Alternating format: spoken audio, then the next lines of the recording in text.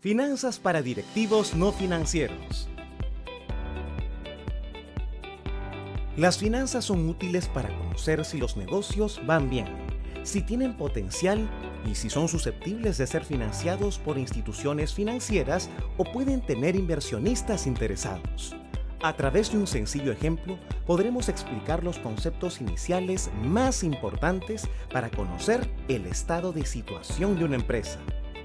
Pedro es un emprendedor que ha decidido abrir su negocio de venta de ropa. Por ahora, se enfocará en vender dos productos, polos y blue jeans, y ha determinado iniciar su negocio con una serie de inversiones. Después de evaluar el potencial de ventas, Pedro compró 160 polos a un costo de $12 por cada polo, lo que significó un desembolso de $1,920. También compró 100 blue jeans a un costo de $20 por cada uno, desembolsando $2,000 adicionales. Así Pedro realiza una inversión en el inventario inicial de polos y blue jeans que totaliza $3,920.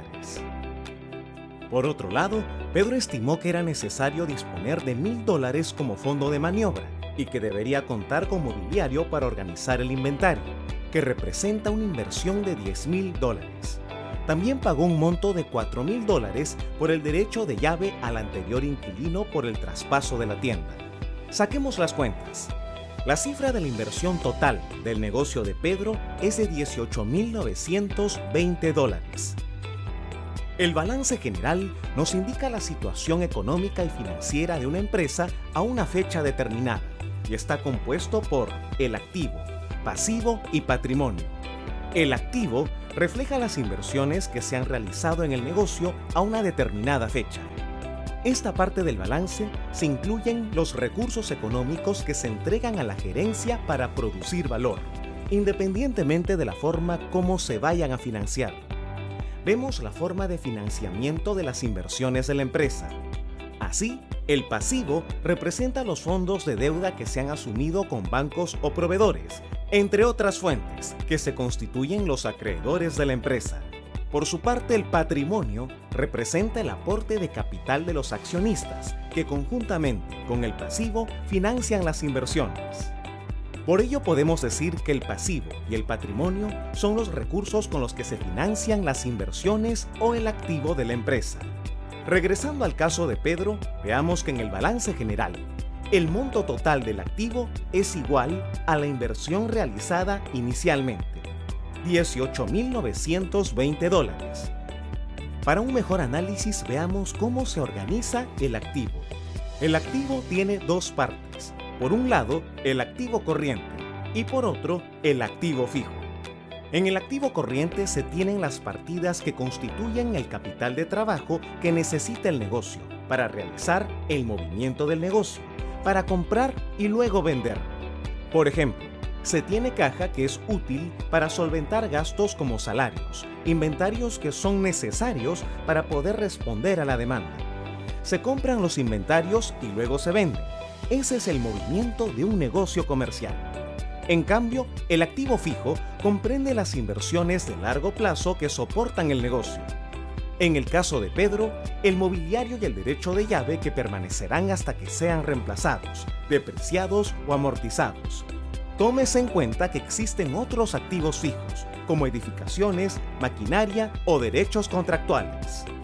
Se señaló que las inversiones o activos de la empresa son financiados con deuda o pasivo y con capital o patrimonio de accionistas. Entonces, Pedro necesita financiar la inversión de $18,920 en el negocio. En este caso, la principal fuente de deuda que pudo lograr Pedro fueron los proveedores de polos y blue jeans, que entregarán la mercadería, pero cobrarán 90 días después. Esto significa que Pedro tendrá una cuenta por pagar de $3,920 que se refleja en el pasivo. Por falta de historial crediticio, Pedro aún no puede financiar las inversiones a través de los bancos, así que la diferencia entre el activo y el pasivo, es decir, $15,000, debe ser financiado con aporte de capital de los accionistas, que han decidido registrarlos íntegramente como capital social de la empresa. El capital social está constituido por 15.000 acciones y un valor de la acción en libros de $1 cada uno, lo que da los $15.000 que como valor se incluye en el balance general. La gerencia y el negocio necesitan un nivel de inversiones para empezar y luego operar, que será independiente de la forma como se financia la empresa. Imaginemos 3 escenarios: escenario A, escenario B y escenario C. En el escenario A tenemos como pasivo la cuenta por pagar de $3.920, que constituye el pasivo, y los accionistas aportan un patrimonio de $15.000. En el escenario B, imaginemos que el 100% de la inversión inicial es aporte de capital de accionistas, es decir, que ahora el patrimonio es $18.920. Y en el escenario C, imaginemos que la inversión inicial es financiada con cuentas por pagar de $3.920 y una deuda de banco por $4.080, constituyendo un pasivo de $8.000.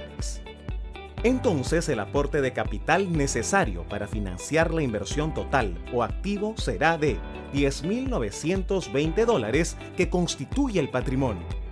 Como vemos, en cualquiera de estos escenarios, el activo siempre será el conjunto de inversiones y se financiará con una combinación de pasivo y patrimonio, cuya suma será el activo. Del mismo modo en que hemos realizado el balance general de una pequeña empresa como la de Pedro, podemos analizar a una de mayor tamaño.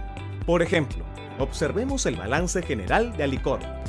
Sus activos suman en conjunto $5.094 millones, que constituyen las inversiones contabilizadas a la fecha del balance.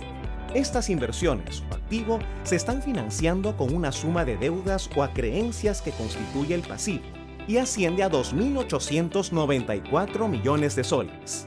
El complemento del financiamiento proviene de fuentes patrimoniales o capital de los accionistas, que suman $2.200 millones.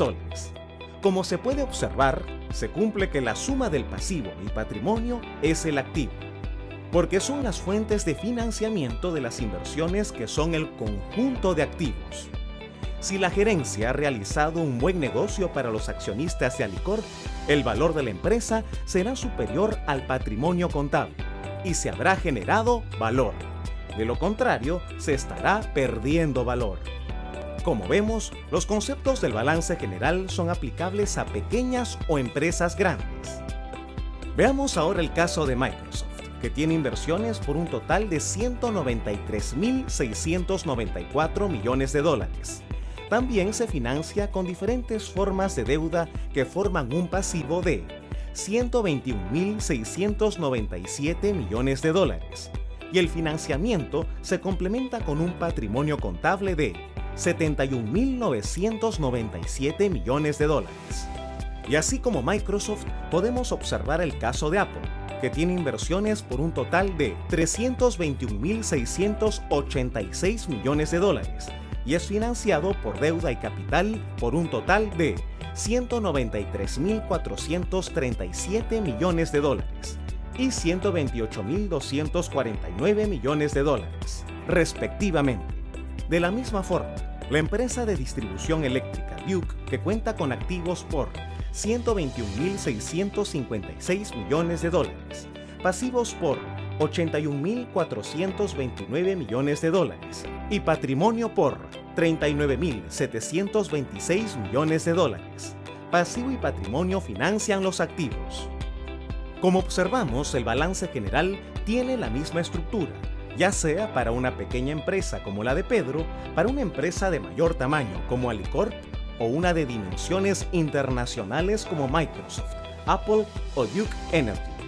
En conclusión, los activos constituyen las inversiones realizadas en el negocio hasta el momento de la fecha de presentación del balance, momento donde se registra la forma como se está financiando el negocio a través de la combinación del pasivo o el conjunto de deudas y el patrimonio, aporte de capital de accionistas.